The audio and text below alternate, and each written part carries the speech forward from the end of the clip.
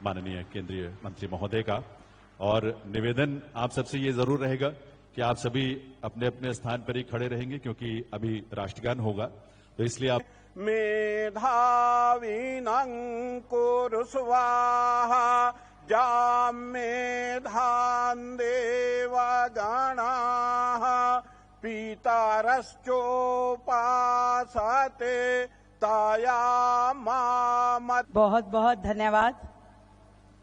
आज बहुत ही खुशी का अवसर है जब राजभाषा विभाग अपनी स्वर्ण जयंती समारोह को मना रहा है और देश का नेतृत्व करने वाले हमारे गृह मंत्री आदरणीय अमित शाह जी हमारे बीच हों।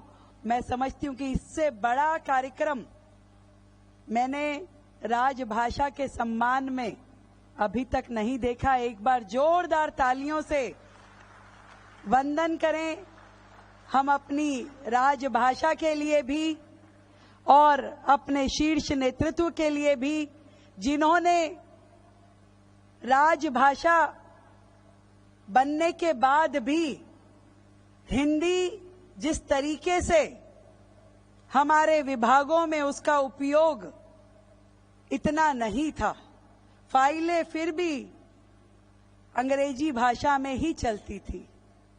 और देश में जब आदरणीय नरेंद्र मोदी जी प्रधानमंत्री के रूप में उन्होंने कार्यभार संभाला, हमारे गृह मंत्री माननीय अमित शाह जी ने जब इस विषय को जांचा कि हमारे सरकारी कामकाज को भी राजभाषा में किया जाना चाहिए, उसके बाद से लगातार सरकारी कार्यों को राजभाषा में करने की गति बढ़ी। उसके लिए मैं आपको बहुत बहुत साधुवाद देना चाहती हूं। आज अनेकों गणमान्य व्यक्ति इस सभागार में उपस्थित हैं और वरिष्ठ जन मंच पे भी हैं। मैं तो इतनी बात कहना चाहती हूं कि राजभाषा विभाग अपनी स्थापना का स्वर्ण जयंती वर्ष जो मना रहा है, ये सच में एक हमारे लिए ऐसा मौका है जब हम इस बात का एहसास करें कि भाषा केवल एकमात्र संवाद का जरिया नहीं है, ये एकता को मजबूत करने वाला एक वो धागा भी है जिससे पूरा देश आपस में बंधा हुआ है। भारत जहां के बारे में ये मशहूर है कि कोस कोस पे पानी और हर 4 कोस पे वाणी बदल जाती है। 22 भारतीय भाषाएं देश में हैं। हर भाषा का अपना सम्मान हो और राष्ट्रभाषा का पूरे देश में सम्मान हो, इसके लिए हमारी सरकार ने कार्य किया। और मुझे अत्यंत खुशी है कि जिस प्रकार से हिंदी भाषा न केवल देश में बल्कि विदेशों में भी उपयोग में आ रही है, इससे हमारा गौरव और अधिक बढ़ जाता है। किसी भी देश की मौलिक सोच और सृजनात्मक अभिव्यक्ति का सही मायने में यदि कुछ माध्यम है तो वो भाषा होती है।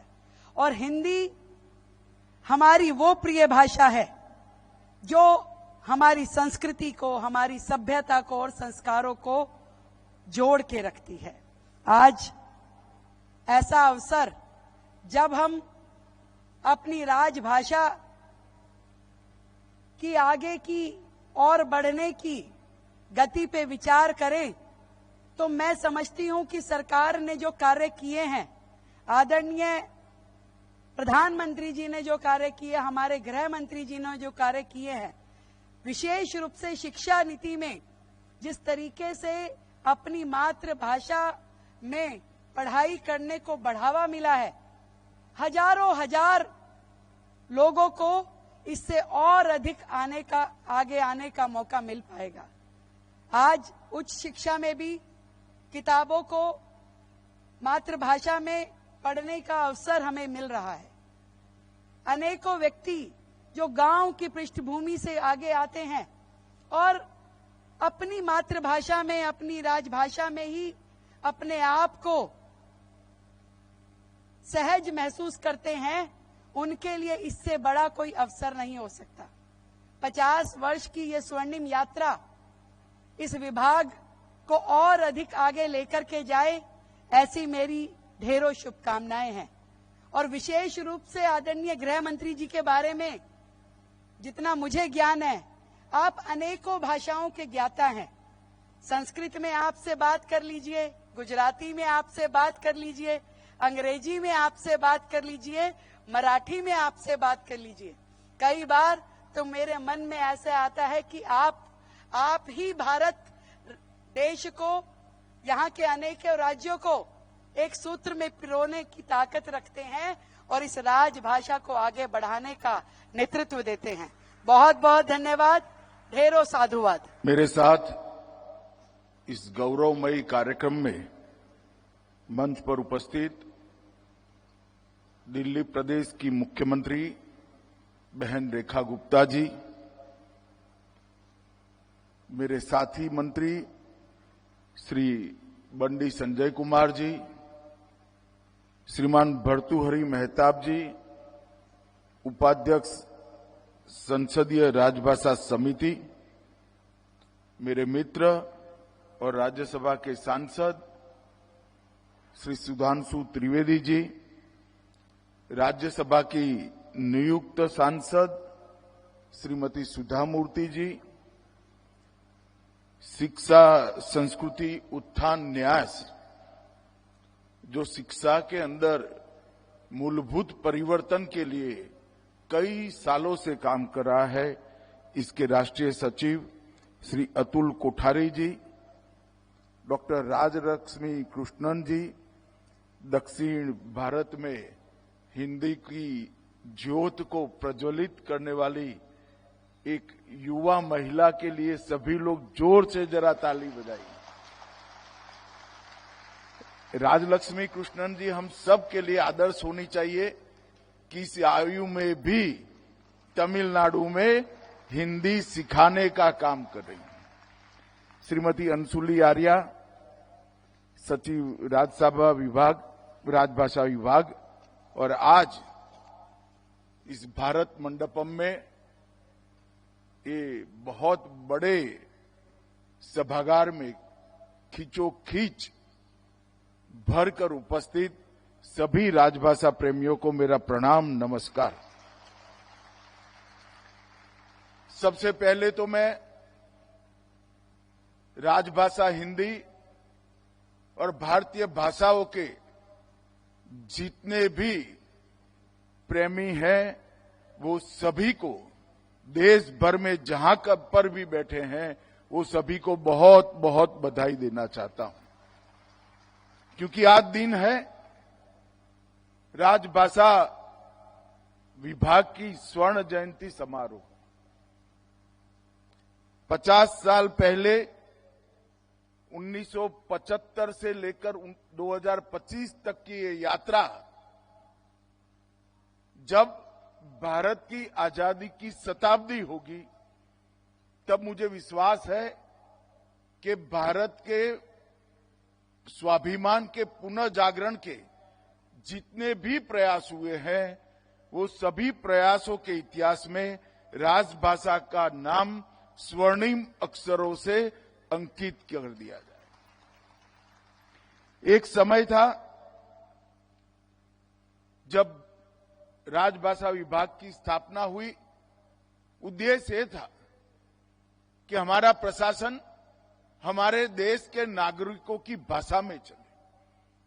देश का एक आम किसान, एक मजदूर, एक छोटा सा बच्चा और बड़े से बड़ा व्यक्ति समझ पाए, ऐसी भाषाओं में हमारा प्रशासन चलना चाहिए। और ये लोकतंत्र के मूल उद्देश्यों में शामिल है कि देश का प्रशासन देश के लोगों की भाषा में होना चाहिए। और एक प्रकार से भारत के आत्मसम्मान को जागरूक करने के लिए भी भारतीय भाषाओं का उपयोग प्रशासन में हो, ये बहुत जरूरी था। क्योंकि कोई भी देश अपनी भाषा छोड़कर अपनी संस्कृति, साहित्य, इतिहास और जीवन के संस्कार, समाज जीवन के संस्कार, उसको चिरंजीव नहीं रख सकता। कोई भी देश ने अपनी चिति पर चलना है, अपने संस्कृति के आधार पर आगे बढ़ना है, आत्मसम्मान के साथ बढ़ना है, तो वो देश का प्रशासन अपनी भाषाओं में हो, वो बहुत जरूरी है। इस महान उद्देश्य के साथ राजभाषा की शुरुआत हुई और 50 वर्ष की ये यात्रा आज ऐसे मकाम पर आकर खड़ी है कि यहां हमने इसको आगे ले जाने का हमारा प्रयास और आगे ले जाने का हमारा पूरा रास्ता तय करने की जरूरत है। संघर्ष, साधना और संकल्प, ये तीनों के आधार पर ये 50 साल की यात्रा को हमने आज समाप्त किया है। और ये पंच प्रण की बात प्रधानमंत्री जी ने जब आजादी के 75 साल हुए तब कही, उसमें गुलामी की मानसिकता से मुक्ति ये बहुत महत्वपूर्ण प्रण है। और जब तक व्यक्ति अपनी भाषा का गौरव नहीं करता, अपनी अभिव्यक्ति अपनी भाषा में नहीं करता, अपनी सोच, विश्लेषण और निर्णय करने की क्षमता को अपनी भाषा में नहीं गढ़ता, हम गुलामी की भाषा से, गुलामी की मानसिकता से मुक्त नहीं हो सकते। कोई भी भाषा का विरोध नहीं है, किसी भी विदेशी भाषा का विरोध नहीं करना चाहिए, परंतु हमारी भाषा को महिमा मंडित करने का होना चाहिए। आग्रह हमारी भाषा को बोलने का होना चाहिए, हमारी भाषा में सोचने का करना चाहिए। और पूर्णतः विकसित राष्ट्र की संकल्पना तभी हो सकती है जब विरासत को परिभाषित करने का भाषा एकमात्र माध्यम है, इसका महिमा मंडन हो। जहां तक देश का सवाल है, भाषा सिर्फ संवाद का माध्यम नहीं होती, एक राष्ट्र की आत्मा होती है। हमारी जड़ें, हमारी परंपराएं, हमारा इतिहास, हमारी पहचान और हमारी जीवन संस्कृति, ये सभी भाषा से कटकर आगे नहीं बढ़ा सकते। और भाषाओं को जीवंत रखना भी इतना जरूरी है और भाषाओं को समृद्ध करना भी इतना जरूरी है। ये सभी प्रयास हमने आने वाले दिनों में सभी भारतीय भाषाओं पर के लिए और विशेषकर राजभाषा के लिए करने चाहिए। मित्रों, आज बंकिम चंद्र चट्टोपाध्याय की भी जन्म जयंती है। वंदे मातरम ये हमारी देश का आजादी की अभिव्यक्ति का प्रतीक बना। और बंकिम बाबू ने जिस भाव के साथ एक गीत को लिखा, पूर्व, पश्चिम, उत्तर, दक्षिण, हर जगह पे वो अंग्रेजों को इस देश से निकालने का नारा बना। आज मैं इस अवसर पर बंकिम बाबू को बहुत मन पूर्वक याद कर स्मरण करना चाहता हूं। मित्रों, आज स्मारक सिक्का भी जारी किया गया। राजभाषा विभाग की स्वर्ण जयंती विशेषांक की कॉफी टेबल बुक भी जारी की गई। शोध पुस्तक का भी लोकार्पण किया गया और कई सारे प्रयासों को और कई सारे अच्छे पुस्तकों को आज इसका विमोचन भी हुआ है। राजभाषा को प्रशासन में, तकनीक के क्षेत्र में, विज्ञान के क्षेत्र में और कला के क्षेत्र में प्रस्तापित करने वाले कई पुस्तकों का भी आज विमोचन हुआ।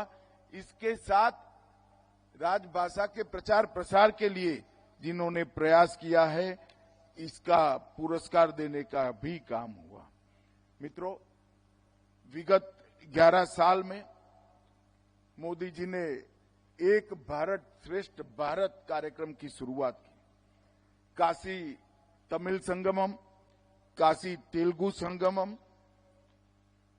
सौराष्ट्र तमिल संगमम, शाश्वत मिथिला महोत्सव और भाषा संगम, इसने एक बहुत अच्छी शुरुआत कर एक मंच प्रदान किया है कि हमारे देश की एकता को हम मजबूत कर पाए। और आज भाषा संगम की पहल पर हर स्कूल में छात्रों को बोलचाल के 100 वाक्यांश 22 संविधान मान्य प्राप्त भाषाओं के सिखाने का कार्यक्रम होता है। ये तो एक नींव डालने का काम है। कई लोग मुझे पूछे हैं इससे क्या होगा। मैं उनको कहना चाहता हूं, जब वटवृक्ष का कोई बीज बोता है तब वटवृक्ष दिखाई नहीं पड़ता है, मगर 50 साल के बाद जब वटवृक्ष बड़ा होता है, सालों तक प्रकृति और पृथ्वी की सेवा करने का काम करता है। आज भाषा संगम की पहल जो शुरू हुई है, मुझे पूरा विश्वास है कि यह आने वाले दिनों में भारतीय भाषाओं की संजीवनी बनेगा, एक वट वृक्ष बनकर आगे बढ़ेगा। मित्रों, कई सारे वक्ताओं ने कई सारी चीजें कही हैं, मगर मैं राजभाषा विभाग के 3 प्रयासों को आपके सामने रखना चाहता हूं। सबसे पहला प्रयास है, हमने एक हिंदी शब्द सिंधु की रचना की। हिंदी शब्द सिंधु एक प्रकार से राजभाषा को स्वीकृत, लचीली और संपूर्ण बनाने का प्रयास है। यहां कई सारे हिंदी के विद्वान बैठे हैं। इनका आग्रह होगा कि हिंदी को ही प्राधान्य मिलना चाहिए, हिंदी को शब्द पर ही आग्रह करने चाहिए। मगर मेरा मानना है किसी भी भाषा को कभी भी समृद्ध करने से हमें रुकना नहीं चाहिए और इसमें परहेज नहीं होना चाहिए। और आम बोलचाल के शब्द चाहे किसी भी भाषा के हो, एक बार हिंदू शब्द सिंधु में आ जाते हैं, आप डरिए मत, आने वाले दिनों में वो शब्द हिंदी के शब्द के रूप में ही प्रतिष्ठित होगा, चाहे किसी भी भाषा। इसलिए सभी भारतीय भाषाओं के शब्द जहां शून्यावकाश है वो शब्द के बारे में, वो शब्दों को हिंदी शब्द सिंधु इस शब्द सिंधु के अंदर संग्रहित करेगा और आने वाले दिनों में हिंदी को लचीली भी बनाएगा, समृद्ध भी बनाएगा। और 2 शब्द सिंधु अब तक प्रकाशित हुए, 2 संस्करण प्रकाशित हुए हैं। अब तक 6,10,000 शब्द हिंदी में हमने इसका एक शब्दकोश बनाने का काम किया है। और ये आने वाले दिनों में हिंदी को न केवल समृद्ध करेगा, अन्य भारतीय भाषाओं के प्रचलित शब्द आने से अन्य भारतीय भाषाओं से भी जोड़ेगा। तकनीक और विज्ञान के शब्द समाहित करने से हिंदी का तकनीक और विज्ञान के क्षेत्र में, मेडिकल साइंस के क्षेत्र में उपयोग करने में भी बड़ी सरलता होगी। और ये पूरा शब्द सिंधु पूर्णतया डिजिटल वेब आधारित शब्द सिंधु हमने बनाया है और इस पर कई विद्वानों ने कई महीनों तक काम किया है। यूनिकोड फॉन्ट का उपयोग इसके अंदर किया है और 8वीं अनुसूची में शामिल सभी भारतीय भाषाओं के कीबोर्ड की सहायता से टंकन कर शब्द खोजने की सुविधा भी इसमें शामिल की है और हर शब्द का विस्तृत इतिहास भी, अपभ्रंश है तो अपभ्रंश से भी इतिहास लाकर इसके अंदर समाहित करने का काम किया है। मैं सभी विद्वानों को, देश की सभी भाषा के विद्वानों को अपील करना चाहता हूं कि आप हिंदी शब्द सिंधु को और समृद्ध बनाइए। ये प्रक्रिया चालू है, सभी ने इसमें एक बड़ा योगदान देना चाहिए। मित्रों, इसके साथ साथ भारतीय भाषा अनुभाग इसी साल राजभाषा विभाग के स्वर्ण जयंती के वर्ष में ही हमने भारतीय भाषा अनुभाग उसकी स्थापना की, क्योंकि मैं मन से मानता हूं कि हिंदी किसी भी भारतीय भाषा की विरोधी हो नहीं सकती। हिंदी सभी भारतीय भाषाओं की सखी है और हिंदी और भारतीय भाषा मिलकर ही हमारे आत्मगौरव का उत्थान का जो एक कार्यक्रम है भाषा के माध्यम से, उसको अंतिम लक्ष्य तक ले जा सकते हैं। ये भारतीय भाषा अनुभाग न केवल भारत सरकार हर राज्य को सहायता करेगा कि राज्यों का प्रशासन, भारत सरकार का प्रशासन भारतीय भाषाओं के आधार पर ही हो। तत्काल अनुवाद की सुविधा वाले कई सारे सॉफ्टवेयर बन रहे हैं। Machine learning, neural machine translation आधारित उन्नत अनुवाद की प्रणालियां बन रही है। विभिन्न भाषाओं के लिए व्यापक शब्दकोश और डेटा संग्रह भी बन रहा है और सरकारी, शैक्षणिक, व्यवसायी, उच्च तकनीक की भाषा और आयुर्विज्ञान की भाषा भी हर भाषा के रूप में प्रस्तापित हो, इसके लिए भी हम प्रयास कर रहे हैं। माननीय केंद्रीय मंत्री महोदय का और निवेदन आप सबसे ये जरूर रहेगा कि आप सभी अपने अपने स्थान पर ही खड़े रहेंगे, क्योंकि अभी राष्ट्रगान होगा। तो इसलिए आप सबसे प्रार्थना करूंगा कि सभी अपने अपने स्थान पर ही खड़े रहें। यह हम सबके लिए बहुत बड़ी उपलब्धि भी है और बहुत स्मरणीय पल है। मेधावीनां कुरु स्वाहा जाम्मेधान् देवगणाः पितरश्चोपासते तायामामद्य मेधायाग्ने मेधावीनां कुरु स्वाहा मेधां मे वरुणो